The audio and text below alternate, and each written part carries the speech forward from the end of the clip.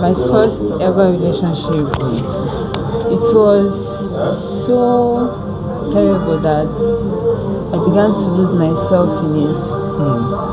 I lost my self-worth. Where I come from, there's this level of, self-respect. So it felt like I lost all of that. Like I forgot who I was. My self-esteem was on zero. So I guess the relationship was like there was no good self. It was just harm. You get at some point I knew I loved the guy. Like not that thing they say that they don't advise someone that's in love. I swear. That was my situation then. They advised me like a lot of like the poor I swear.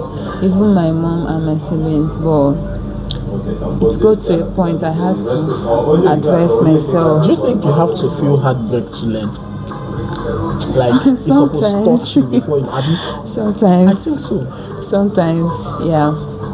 Like I knew that the breakup, should I say, the detachment, it wasn't something that just happened out of nowhere. Like it was a gradual something, hot after hot, and one day I told myself that this is enough. That this is enough. At some point, I found myself going back. Things you do for long. I found myself going back, but it got to a point I was like, I need to do something. Like it was affecting me, like front and back. It was affecting me, my self-esteem, like my confidence. It was so bad. Like I had to advise myself, and I walked away. Yeah. I once found myself soaked in an addiction. The best thing that happened to me last year was breaking that circle. I was so happy that I came out of it.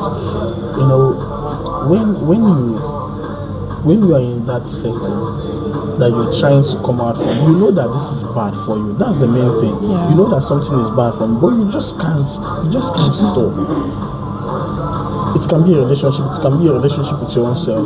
And I think one of the things that happen to us when we are in a place where we are not supposed to be, is that we think that change, the illusion that change takes time.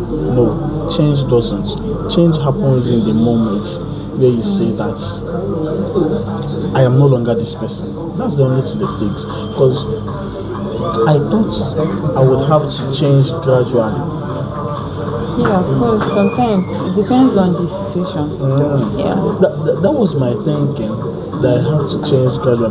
But sometimes that thought that you have to change gradually, especially if you're dealing with an addiction, that thought that you have to change gradually is only a way of you telling yourself to still be comfortable with being where you're not supposed to be.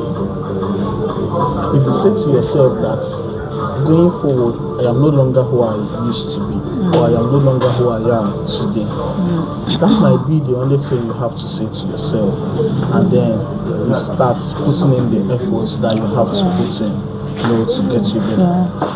It may not be as easy as saying it, actually, but as long as you're able to break that circle of telling yourself that it's supposed to take me 100 years, I mean, it took you one day to enter into it. So why can't it take you another one day? You enter into it one day, then you begin to work the process. It actually happened. That decision will happen in one day, but you getting there will not happen in one day. That's my point. That one day decision should also be able to bring you out. So the decision one day, but it will not take one day for everything. When you're into something, or when you're into someone, or into a relationship, no matter how good or bad, it automatically seems like you didn't have a life before that time. I didn't get. Like, what I mean is, you're into something. Let's say that you now enjoy taking soda. There are people that can't do without this when they want to eat. It now your entire reality would now be such that seemed like there was never a time when you ate without drinking. Yeah, Get? yeah. So you become so into it that you will not be able to see a world outside That's of it, yeah. That's it's all in here is all in your head. Yeah. So I think that's part of the things that happen when we are in that kind of relationship that inflicts scars on us and we justify it because we love the person. I think so. Because we no longer see a world Out of outside. it. Yeah, the world we used to have before those pain came in. Yeah, that's why they say that some people, before you be able to, just like someone advised when they were advising me to get out of the relationship, the way they were saying it, I was like, maybe I say these people never experience love, or do you get? Do you get? So they were just saying, get out of it, get out of it. But they were not trying to actually walk me out of it. Yes, and there's this thing they say that sorry. Yeah. When you actually want to change people, you start with their mindset. She gets because while in the relationship, they will tell you, you not get someone better if you leave the relationship. Like they'll say a lot of things. Then when you meet somebody like that, you start by telling them there are a lot of good people out there. Yeah. You get? You don't just tell them to walk away or leave the relationship. You start by changing, like telling them the truth. Do you get? Because a lot of things have been said to them, and that's You have all to they make them have. unlearn those things. Yes, And then start learning new things. then within them they will see the truth and decide themselves. Yeah. You get? So some people, it's not that they don't want to get out, but they have been imprisoned. They don't have the their mental mind- capacity yes, to make that kind of decision. and that was what happened to me. Somehow I want to leave, but somehow just can't. all the signs are there for me to leave, but somehow I can't leave. Do you get? I think they were all in my mind. Do you get? So when I learned the truth, when I unlearned some things, I was the one that advised myself. I may carry my leg, come out. They did not even know self. Therefore, break your leg. So that's the thing.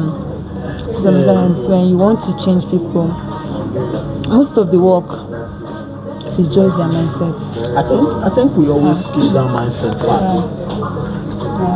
I've not really thought about this from this perspective, and I think a lot of people like me, you just tell somebody do this, then you skip that part of preparing them mentally for it.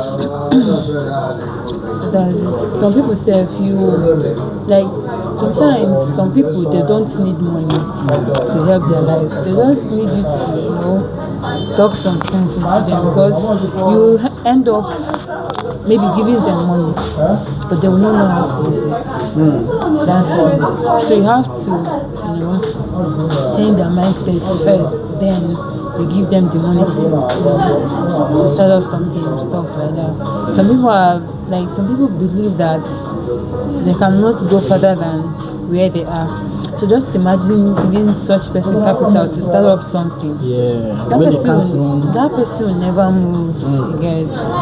So I think that's just it with mindset. Mindset first, then everything else can follow. There are many reasons why I feel like this session is maybe one of the best that I've had, because I know Cynthia, she would never want to come before a camera, but then she just did this thing. Anyway, this is Sip and Ponder, and I remain your host. Saga is here. Cynthia, thank you for coming to Sip and Ponder. Remember to subscribe to my YouTube channel. Saga is here. Till we meet again, this is Sip and Ponder.